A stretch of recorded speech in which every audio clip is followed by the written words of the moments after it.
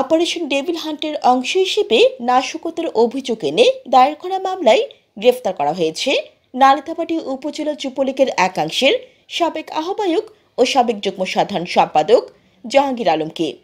বর্তমানে ঠিকাদারি ব্যবসার সঙ্গে সম্পৃক্ত তিনি তন্তু জাহাঙ্গীর নামে পরিচিত। শুক্রবার সন্ধ্যায় নালিতাবাড়ী শহরের আড়াইয়ানি বাজার থেকে তাকে গ্রেফতার করে পুলিশ। থানা ভারপ্রাপ্ত কর্মকর্তা সোহেল রানা বিষয়টি নিশ্চিত করেছেন। জানা গেছে, গেল বছরের 5 আগস্ট আওয়ামী লীগ সরকারের পতনের পরপরই নালিতাবাড়ী শহর সহ উপজেলার বিভিন্ন স্থানে হামলা, অগ্নিসংযোগ ও ভাঙচুর, এমনকি লুটপাটের ঘটনাও ঘটে।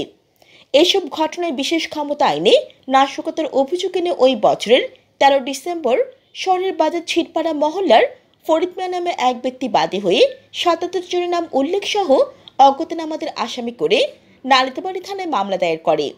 মামলায় স্থানীয় আওয়ামী লীগের শীর্ষ পর্যায়ের নেতৃবৃন্দকেও আসামি করা হয়। জান্নাতুল আফসানা, চ্যানেল বাংলা।